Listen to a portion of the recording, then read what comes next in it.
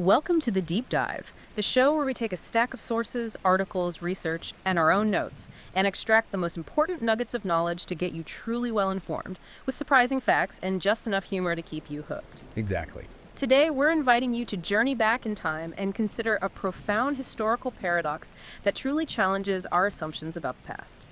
Imagine communities explicitly designed for spiritual purity, for a profound separation from all worldly temptations, where strict celibacy was not just encouraged, but was paramount, enshrined in vows. Right, the ideal. Yet within these very walls, deep, intimate, and sometimes undeniably sexual relationships between women existed. It's a fascinating contradiction, isn't it? A real tension between that ideal and the lived reality.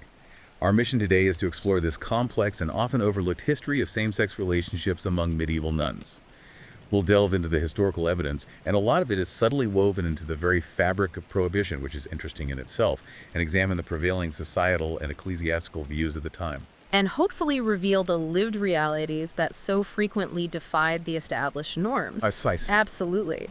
And this deep dive is built on a really rich stack of sources, everything from historical accounts and theological texts to detailed monastic records and, perhaps most powerfully, even incredibly personal letters. Those letters are something else. Aren't they?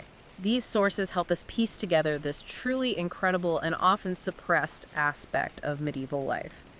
Our goal is to extract the most important insights from this compelling material, helping you understand not just what happened, but why it matters. And what it reveals about, well, human nature across the centuries. So let's unpack this. To truly grasp the context, we need to begin by setting the scene, the medieval convent itself. On the one hand, these were profound centers of religious devotion, meticulously structured environments. Well, incredibly structured. We're talking about incredibly regimented daily existences, dictated by strict monastic rules, primarily those of St. Augustine and St. Benedict. Yeah, the rule of Benedict being particularly widespread. And to truly grasp their rigor, you have to imagine a life meticulously structured, often from before dawn until deep into the night. These weren't just vague guidelines. The rules were comprehensive blueprints for communal living. That's right. These rules dictated everything, from the precise number of psalms to be chanted at each of the 8 daily services known collectively as the Divine Office. 8 times a day. 8 times. To the rules for silence in the cloister and refectory, or even the permissible amount of sleep. Private property was explicitly forbidden, symbolizing a complete detachment from worldly possessions. Total renunciation. Exactly. Nuns would live communally in dormitories and take their meals together in refectories. It wasn't just austerity, it was a carefully engineered environment designed to strip away individual will and foster collective spiritual focus, a profound dedication to God. And yet, beyond their spiritual function, convents also offered a really significant societal alternative for women in the medieval period, particularly in a world that offered very few options outside of marriage. A crucial point. They provided a sanctuary, as the sources note, from worldly temptations and luxuries, but also importantly from the rigid patriarchal structures that often dictated a woman's fate. Right. For many women, especially those from elite families, entering a convent presented a truly honorable alternative to often forced marriages, or it could be a refuge for those deemed unmarriageable due to lack of dowry or, physical disability. And it was far more than just a fallback option for some. For some, it was a genuine calling, a place where a woman could pursue intellectual life, literacy, and even artistic endeavors, which were largely unavailable to them in secular society. Access to education, essentially. Absolutely. Unlike married life, where a woman's legal identity was often sort of subsumed by her husband, a nun maintained a unique form of corporate identity within the convent, wielding a distinct kind of agency and power within its walls, far removed from the domestic sphere and its inherent vulnerabilities. It offered a unique path to status and intellectual engagement. This brings us right to the crux of our paradox. Because while convents were conceived as these ultimate havens of spiritual purity, designed to enforce strict celibacy, ironically, the very structure intended for spiritual control might have become a crucible for something entirely different. The very same religious authority that established these sanctuaries also vehemently condemned same-sex acts as unnatural and severely sinful. Our sources are clear on this tension. They really are. This suggests that the single-sex enclosed environment, while intended for spiritual control, might have inadvertently created a unique social space where female intimacy, including sexual expression, could develop precisely because men were absent. Right, the male gaze wasn't there in the same way. And the traditional procreative imperative was irrelevant to the lives lived within these walls. Precisely. Think of the sheer human will involved here. Monastic life was designed to extinguish individual desire, to elevate the spiritual above the carnal. Yet what we see in these records is not the eradication of desire, but its rerouting. It's a profound testament to how fundamental human connection is, that it found cracks in even the most, well, unyielding of systems. That's a powerful way to put it. This highlights a powerful dynamic interplay between the ideal of monastic life and the often very human lived reality. It suggests that control, no matter how comprehensive, can often paradoxically create the conditions for defiance, for new forms of intimacy to emerge. And to understand that lived reality, we absolutely have to grasp medieval concepts of sexuality, which were profoundly shaped by Christian theology and societal norms. Definitely. The dominant paradigm was fundamentally male-centered and driven by the imperative of procreation. This is critical for our understanding, isn't it? It's absolutely foundational. Medieval understandings held that a man's penis was essential for fulfilling sexual activity, and crucially, for procreation. Consequently, sexual acts were judged primarily on their procreative potential. So function over feeling, essentially. You could say that. Any non-procreative acts, oral sex, anal sex, masturbation, were deemed sinful. This very male-centered view, often described as phallocentric, meaning centered on the male anatomy and its perceived role in sexual completion, profoundly shaped how intimacy was understood and condemned. Our sources point out that homosexual acts occupied a special place as crimes against natural law. So if it wasn't about making babies, it was deemed inherently wrong. That sounds incredibly rigid. It was extremely rigid. The 13th century theologian Thomas Aquinas was particularly influential in solidifying these condemnations.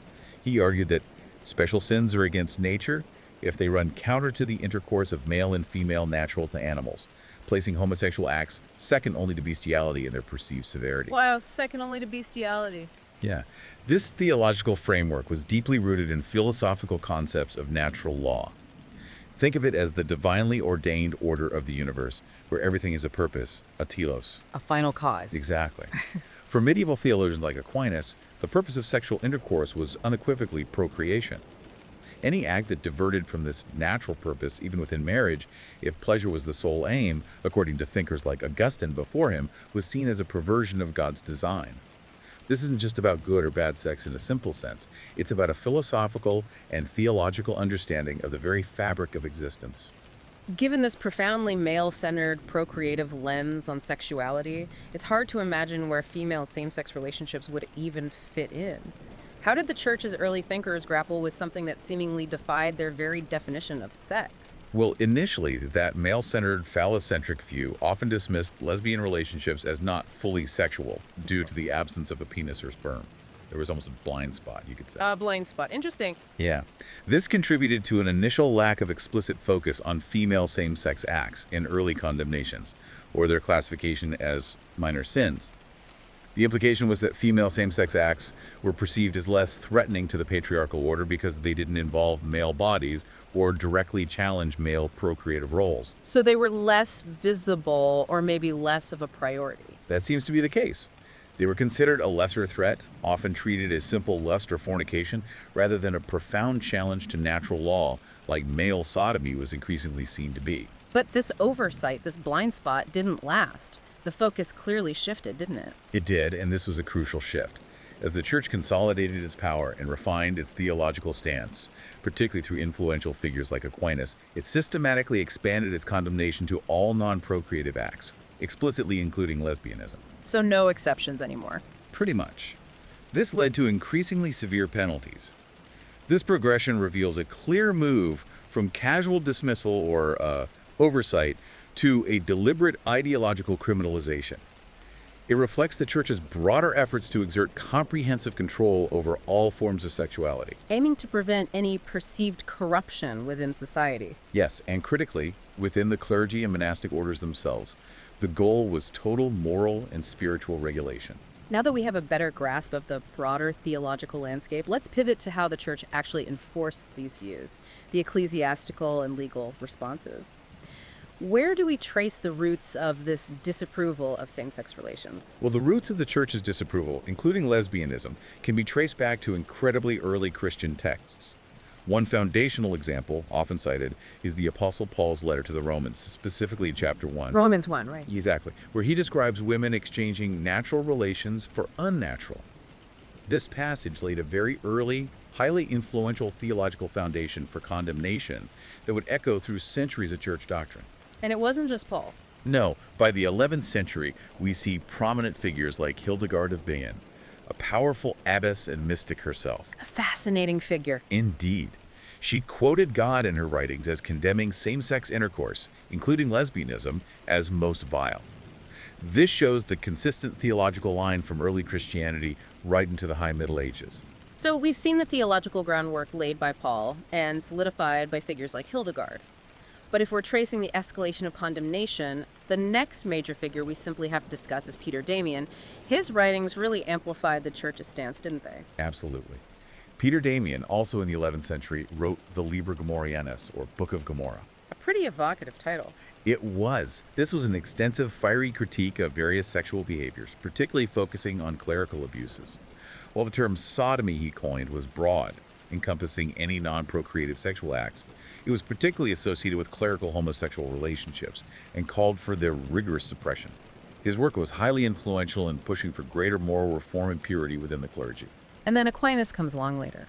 Later, as we discussed, Thomas Aquinas in the 13th century became hugely influential in linking condemnations of homosexuality with the concept of natural law, asserting that they were peculiarly qualified as against nature, and second only to bestiality in terms of sin. That natural law framework again. It provided a powerful intellectual basis for legal and ecclesiastical persecution.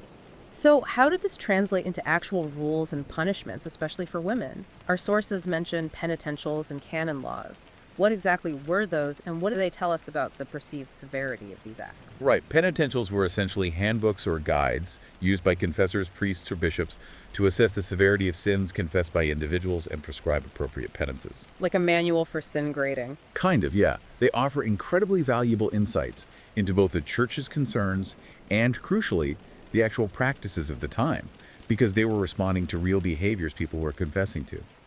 What's particularly fascinating here is that in the early medieval period, say, before the 11th century reforms really took hold, female homosexuality was often treated with no particular penance, or categorized alongside other relatively minor sins. So a distinct difference compared to how male acts were treated. A very distinct difference in perceived severity, yes. Can you give us some specific examples that really illustrate that lighter touch? Certainly. One key example is the penitential Theodori, attributed to Theodore of Tarsus, who was the Archbishop of Canterbury back in the 8th century. Yeah.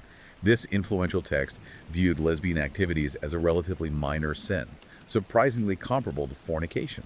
It prescribed 3 years of penance for women engaging in vice with a woman or solitary vice. 3 years sounds like a lot, but relative to other things, maybe not. Relative to some punishments later on, yes.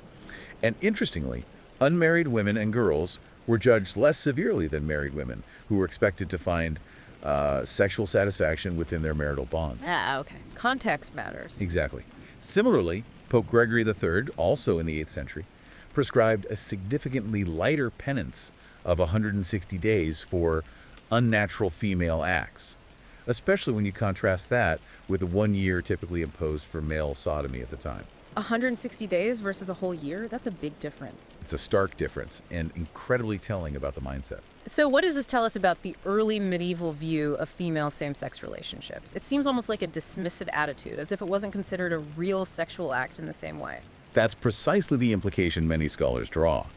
These distinctions highlight a period where female same-sex acts, while certainly condemned, were often considered less severe than male counterparts.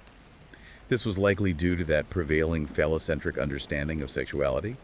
We talked about the idea that without a penis, it wasn't proper sex, or perhaps less disruptive to the established patriarchal order because it didn't directly threaten procreation or involve male bodies. It implies a blind spot that maybe afforded, perhaps unintentionally, a degree of lesser scrutiny. Or it was considered a minor deviation of pleasure rather than a fundamental perversion of the natural order.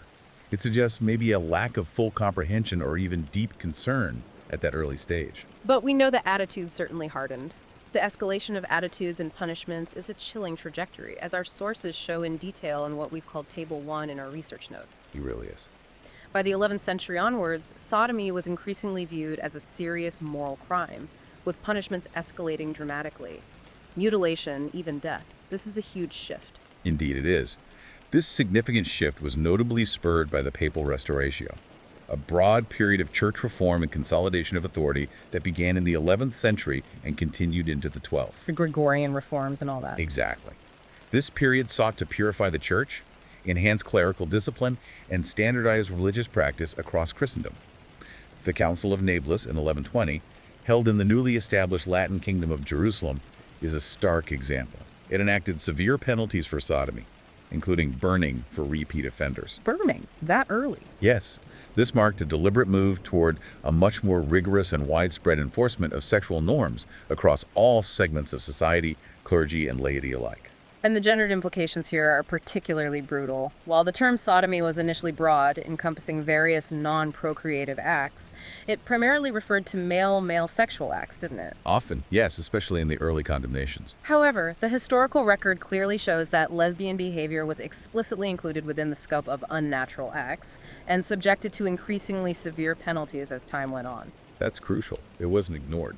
In 13th century French law, for instance, male sodomy could result in castration for a first offense, dismemberment for a second, and burning for a third.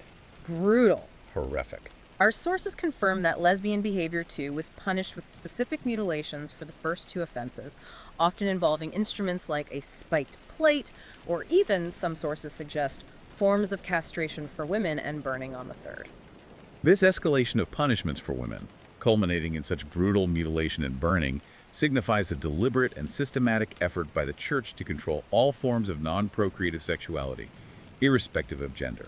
It wasn't just about men anymore. Not at all. It reflects a broader tightening of moral discipline and a more comprehensive application of that natural law theology across genders. It seems driven by a fear of perceived moral decay and a desire for universal conformity to church doctrine. It's a stark demonstration of the Church's expanding and increasingly punitive reach over individual lives and private conduct. And it didn't stop there, did it? By the mid-14th century, this wasn't just an ecclesiastical matter anymore. Civil laws against sodomy became common in many Italian cities, prescribing various punishments including maiming, death, fines, or exile. This shows the secular arm of the law increasingly stepping in. This demonstrates a critical transition in the enforcement of sexual norms, from primarily an ecclesiastical matter handled by church courts to widespread secular prosecution. So the state takes over punishment. Essentially, yes. The Church's theological condemnations provided the foundational ideology, which was then increasingly adopted and enforced by secular lawmakers in urban centers. This led to physical persecution and capital punishment being carried out by civil authorities, often with extreme public displays of violence. Public executions. Yes, this causal relationship highlights the immense, almost symbiotic power and influence of the Catholic Church in shaping not only religious doctrine but also civil law across medieval Europe. So it really escalated from spiritual correction to state-sanctioned violence. That's a chilling progression. Indeed. It indicates the institutionalization of moral control, where what was once primarily a sin became a crime against the state, punishable by the harshest means. And it's important to note that actual prosecutions often occurred in urban cities rather than royal or ecclesiastical courts in some regions. This suggests a localized, community-level enforcement. Driven by local concern. Possibly driven by concerns over public scandal, maintaining local moral order, or sometimes linked to suppressing perceived heretical beliefs that were seen as destabilizing to civic society. It implies a complex, multi-layered system of control. Where theological principles permeated and shaped the legal and social fabric? Exactly. And for historical context, prior to England's Henry VIII's Buggery Act of 1533, which made sodomy a secular death penalty offense there, it had largely remained an ecclesiastical matter in England, with church courts exhibiting some inconsistency in their definition and severity of punishment. So, what does this chilling trajectory tell us about the medieval world? It reveals a society grappling with its own anxieties around order and perceived deviance, using the absolute power of religion and state to enforce conformity. Absolutely. But it also subtly hints at the prevalence of these behaviors Why else would such increasingly brutal laws be necessary? The very existence of these condemnations is, in a grim way, an acknowledgement of the defiant human spirit that pushed against even the most severe boundaries. That's a very important point. It truly underscores the immense risks individuals faced when their private lives deviated from publicly sanctioned norms. It forces us to read between the lines of legal documents to understand the societal realities they were attempting to suppress. The stricter the law, often the more common the behavior is trying to stamp out. Given all this condemnation and the severe penalties we've just discussed, mutilation, burning, exile, one might assume that same-sex relationships simply didn't exist in convents, or that if they did, they were so rare as to be negligible. A reasonable assumption on the surface. But our sources reveal a fascinating beyond the silence narrative, where historians have had to become, well, detectives. What challenges do historians face in finding explicit evidence of these relationships? Historians face inherent and significant difficulties in unearthing explicit and affirming evidence of female same-sex relationships from this period. It's not easy. Why is that? Well, this scarcity is largely attributable to several factors. First, the pervasive medieval belief in female inferiority, which meant women's daily lives and, even more so, their sexualities were considered less important and therefore resulted in limited documentation. Their voices are often missing. So less was written by or about women in general. In general, yes. Second, most medieval texts that do address homosexuality predominantly concern male clerics or appear within explicitly homophobic contexts, primarily in the form of legislation and condemnations.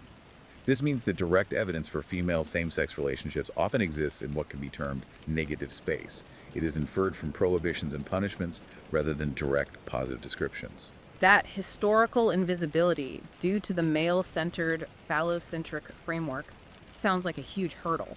It's like trying to see something that the dominant culture chose to deliberately overlook or suppress. It is a major hurdle.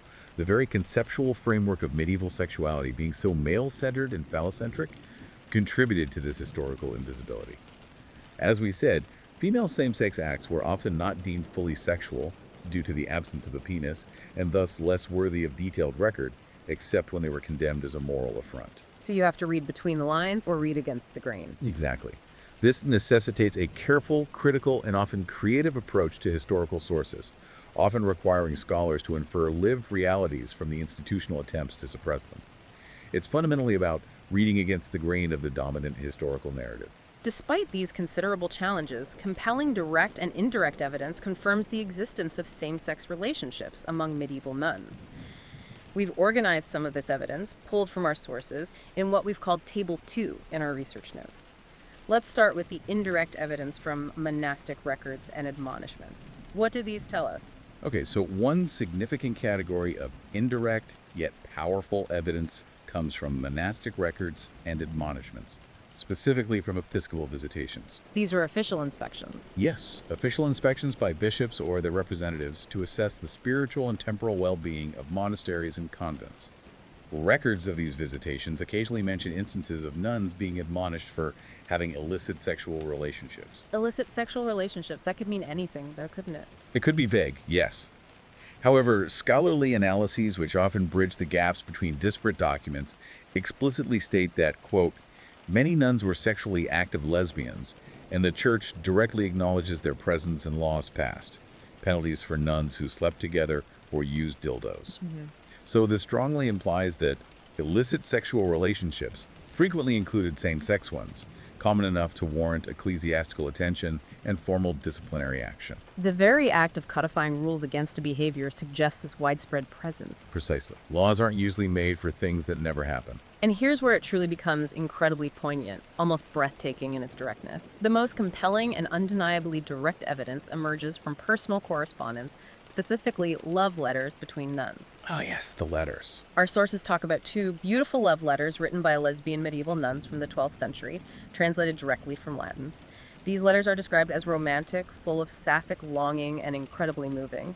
The fact that they survived at all is a miracle, let alone their content. They are truly remarkable and rare finds, offering an unparalleled window into the emotional and physical lives of these women. Just stunning. Can you give us an example? Yes, one explicit example is a love letter from a Bavarian nun to another, filled with palpable yearning, stating quite directly, "It kills me to remember how you touched my breasts." Wow. So direct. Incredibly direct. Another letter, equally powerful in its raw emotion, contains expressions of profound longing and physical affection. I sigh for you at every hour, at every moment, like a hungry little bird, and when I remember the kiss you gave, and with what words of joy you caressed my little breasts, I want to die as I am not allowed to see you. Goodness.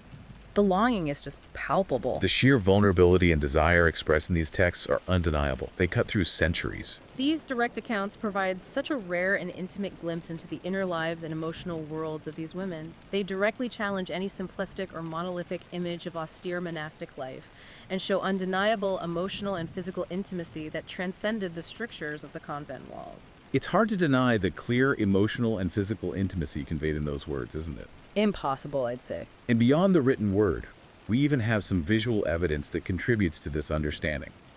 There's an engraving called Two Women Embracing by the Italian artist Zone Andrea, dating from the early 16th century. Early 16th century, so just post-medieval, but reflecting similar attitudes, perhaps. Likely reflecting ongoing practices, yes. It depicts two women intimately touching each other in a way that clearly suggests sexual activity. This visual representation, combined with these astonishing written accounts, indicates that sexual lesbianism was a known and frequent practice among both nuns and civilian women during the broader medieval and early modern periods. So it demonstrates that this was not merely an abstract concept to the people of the time. Not at all. And then there's the indirect, yet incredibly powerful confirmation from the very existence of those penitentials and church canons we discussed earlier. Back to the prohibitions. Exactly. The fact that they specifically address and prescribe penalties for female same-sex acts serves as a strong evidence of their occurrence. As you said, laws are typically enacted to address existing behaviors that are deemed problematic, not theoretical ones. Right. So the Church's explicit efforts to condemn and punish female same-sex acts, such as those penalties for nuns who slept together or used dildos, strongly implies their widespread occurrence within monastic communities, and not just as isolated incidents. This is a crucial aspect of understanding this hidden history. The absence of positive affirmation for these relationships is, in a way, filled by the overwhelming presence of condemnation. The institutional efforts to suppress these behaviors and the very specificity of some of those condemnations, like mentioning dildos, explicitly inadvertently reveal the reality of their existence and even their forms. It forces historians to read against the grain of the sources. Exactly. Inferring lived realities from the very attempts to control them. This allows us to reconstruct a narrative that was deliberately obscured. This evidence, especially the explicit love letters and mentions of illicit sexual relationships, including the use of dildos, directly contradicts the ideal of monastic celibacy and spiritual focus. Fundamentally contradicts it. Nuns took solemn vows of chastity and were expected to live austere lives dedicated solely to God, escaping the temptations and luxuries of the sinful world. Yet, these relationships existed. It's a profound subversion of the intended purpose. It implies that despite the strictures, the communal living arrangements, and the severe penalties, human desire for emotional and physical intimacy persisted and found expression even within the highly controlled environment of the convent. This subversion highlights the resilience of individual agency and emotional needs against institutional repression. It suggests that convents, while intended as spiritual havens and sites of strict discipline, also became spaces where women could form deep, possibly romantic and sexual bonds with each other. Away from the male gaze and the pressures of heterosexual marriage. Precisely, thereby creating their own forms of intimacy within the confines of their religious lives. Building on that, let's explore the nature of intimate female bonds in these enclosed spaces. It seems there was often a blurred line between what we might call friendship and what might have been more explicitly romantic or sexual relationships. Modern labels simply don't seem to quite fit, do they? That's a crucial point and a real challenge for historians. The scholarly interpretation of medieval female friendships versus romantic or sexual relationships is inherently complex, often characterized by a fuzzy dividing line, particularly within single-sex communities like convents. Fuzzy is a good word for it. It is. The medieval concept of love, or love itself, was remarkably broad. It encompassed a whole spectrum of meanings, from loyal service and friendly behavior, right through to intense sexual and conjugal love. So one word covered a lot of ground. A huge amount. This linguistic fluidity makes it challenging for modern scholars, accustomed to more rigid categories of affection and desire, to definitively categorize medieval female bonds. We have to be really careful not to impose our contemporary understanding too strictly. So we can't just slap our modern labels like lesbian or platonic onto them without careful consideration. Exactly. Some scholars advocate for a more nuanced and complex understanding of female bonds, resisting solely queer readings of female friendships while still acknowledging the concept of erotic friendships. The erotic friendships. Yeah, where deep emotional and perhaps physical intimacy was present without necessarily fitting modern definitions of sexual orientation. For instance, the correspondence of prominent figures like Hildegard of Bingen. Her again? She's everywhere. It reveals diverse relationships, including what's described as a sentimental friendship with Richardus of Stade, which was expressed in the language of love and the sort of praise one would expect between a romantic couple. Language we'd probably read as romantic today. Almost certainly. Such examples highlight the deep emotional connections that transcended simple platonic friendship, existing in a spectrum of intimacy that defies easy categorization. What's truly fascinating here is how the monastic environment, paradoxically, provided a unique setting for women to forge deep same-sex social bonds that were largely unconstrained by the familial relationships and patriarchal structures prevalent in the wider medieval society. It was almost a sanctuary from those very norms, in a strange way. Yes. Indeed. Within these single-sex communities, the absence of men as a constant referent meant that traditional gendered stereotypes for behavior and connection lost much of their power. This created an environment where women could potentially experience greater authenticity and self-expression. More freedom to be themselves, perhaps. Potentially. This unique context suggests that the convent served as a crucible for female agency and non-normative sexuality. Despite the monastic vows of chastity and the overarching patriarchal and phallocentric societal views that largely ignored or condemned female same-sex relations, convents inadvertently fostered environments where women could develop deep emotional and potentially sexual bonds. So the very system designed for spiritual purity and control might have inadvertently enabled a different kind of freedom. A space where women could form relationships that simply weren't possible outside the walls. Precisely. While the institution was designed for spiritual purity and control, the absence of men and the shared experience of monastic life created a unique social space. A space where women could form relationships that defied external norms and expectations. The fact that these relationships, including the explicit use of dildos, were common enough to warrant specific church penalties, demonstrates a significant form of female agency within a highly restrictive context. Agency even in transgression. Absolutely. It shows that women actively sought and found intimacy and sexual expression outside the prescribed heterosexual and procreative norms, even under the severe threat of religious and legal punishment. This highlights the resilience of human desire and connection in the face of institutional oppression. And maybe these communities offered something more. Well, such communities could foster profound emotional support and potentially serve as a substitute or replacement for unhappy heterosexual relationships that women might have faced outside the convent walls. It makes the convent a choice for agency, perhaps, rather than just spiritual devotion for some. And to really underscore that point, let's zero in on the use of dildos and sexual aids. Our sources confirm penalties for nuns who slept together or used dildos. That explicit mention again. This provides irrefutable evidence of the use of such sexual aids in female same-sex relationships within convents. This confirms that female sexual expression was not limited to emotional or non-physical forms, but extended to very concrete physical acts. Yes, the specific inclusion of dildos in monastic rules and penitentials is critical and highly revealing. While general historical evidence for dildos in the broader medieval period is less common, often focusing on later centuries or ancient times, the specific mention within these monastic regulations is undeniable. It proves they knew about them and were concerned about them within convents. It confirms their presence and use in these enclosed communities, indicating that female sexual expression was not limited to emotional or non-physical forms, but included specific, tangible means of sexual gratification. This moves the discussion beyond mere speculation about intimate friendships to a clear acknowledgement of physical sexual acts. This suggests a hidden curriculum within the strict monastic life. The official rules dictated a highly structured daily life centered on prayer, reading, and manual labor, with strictures against idle conversation and private property. The ideal, yes. Yet, the evidence of illicit sexual relationships, gossiping, forming cliques, and even occasionally pregnancy among nuns suggests an informal, very human social life within the convent that often diverged significantly from the official ideal. It absolutely does. There's the formal rule, and then there's how people actually live.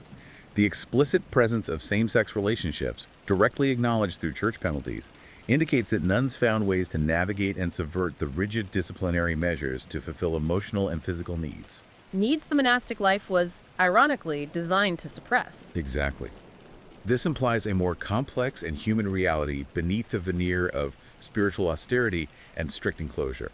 The monastic system, while aiming for total control over its members' lives, could not fully suppress fundamental human needs for connection and intimacy. Especially in an environment where traditional heterosexual outlets were forbidden. Right. This reveals the dynamic tension between institutional ideals and the lived, often transgressive, experiences of individuals. So as we wrap up this deep dive, let's reflect on the inherent complexity of reconstructing this hidden history. It's clearly not a straightforward task of just finding clear-cut evidence, is it? Not at all. Reconstructing the lives and experiences of gay nuns, and we use that term cautiously in the Middle Ages, is an inherently complex endeavor. Why so complex, just to recap? Well, the primary challenges stem from several intertwined factors. First, there's the anachronism of applying modern sexual identities to a historical period that lacked such concepts. We're often talking about behaviors and relationships, not fixed identities as we understand them today. Using our words for their world. Precisely.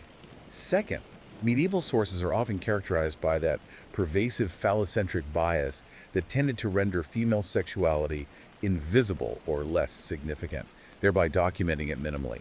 And finally, the surviving evidence is predominantly condemnatory in nature, focusing on prohibitions rather than nuanced descriptions of lived experience. So the historian's task here is really about reading against the grain, isn't it? It's detective work, inferring reality from the shadows of what was forbidden. Precisely. It's not a straightforward task of finding explicit positive mentions. Instead, it requires a sophisticated methodological approach.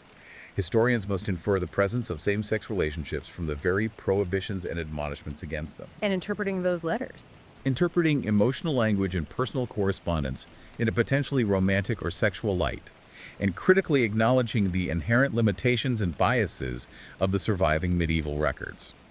This highlights that the historical reconstruction is not merely reporting facts, but engaging in a complex act of interpretation, meticulously piecing together a marginalized history from fragmented and often hostile evidence. Despite these considerable challenges, the available evidence is truly compelling, wouldn't you say? I would, yes. Compelling. The direct evidence, such as those rare but powerful 12th century love letters between nuns, provides unequivocal confirmation of emotional and physical intimacy.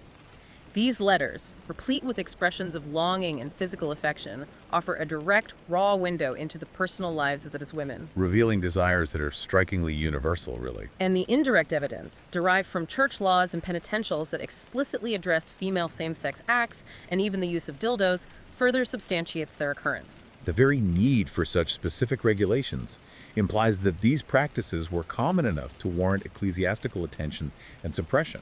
It's strong circumstantial evidence. And visual evidence, like the engraving. Visual evidence, such as the two women embracing engraving, also supports the prevalence of such relationships in the broader context of medieval female experience, demonstrating that these intimate connections were not just a monastic phenomenon. This all speaks to the profound agency and resilience of medieval nuns. The decision to enter a convent was often, in itself, a significant form of agency for medieval women, offering a respected alternative to forced marriage or a powerful means to pursue a dedicated religious vocation and intellectual life. A path to autonomy, in some respects. And within the confines of these single-sex communities, nuns found unique spaces for emotional expression, solidarity, and the formation of deep bonds unconstrained by the patriarchal societal norms that govern the outside world. Their engagement in same-sex relationships, despite the severe ecclesiastical and legal penalties that escalated to mutilation and burning by the later Middle Ages, demonstrates a remarkable and enduring resilience. To risk so much. Exactly. This persistence of such relationships, even under the threat of severe punishment and within highly controlled environments, strongly implies that the human desire for emotional and physical intimacy is a fundamental and enduring aspect of the human condition. It seemed to transcend cultural and historical prohibitions. The gay nuns were not simply an anomaly, but a testament to the resilient human capacity for love, connection, and self expression, and the lengths individuals would go to find it, even in the most restrictive and punitive contexts. It profoundly challenges a simplistic view of medieval life as monolithic in its morality or human experience. There was so much more going on beneath the surface. And that's where modern scholarship, particularly within the fields of feminist and queer history, makes its vital contribution, right? Absolutely. This ongoing work continues to critically reevaluate and reinterpret historical sources, moving beyond traditional, often male-centric narratives to provide a more nuanced and authentic understanding of women's lives and sexualities in the Middle Ages. By carefully analyzing the subtle cues, implicit condemnations, and rare direct accounts, contemporary historians are illuminating a rich and complex tapestry of medieval female experience, including forms of love and intimacy that were previously overlooked or actively suppressed by historical records and interpretations. This continuous scholarly endeavor truly enriches our understanding of human sexuality and social dynamics across history, showing us the enduring threads of human experience across time. It makes the past feel much more real, more human. Absolutely. So maybe a final thought for you, our listener, to mull over. As you go about your day, consider how societies across all eras attempt to control human intimacy and define what is permissible. And then reflect on how, throughout history, human connection and desire often find remarkable and tenacious ways to flourish and redefine those norms, even under the most severe pressures. What does this deep dive truly reveal to you about the enduring, irrepressible nature of human relationships and the human spirit? Something to think about.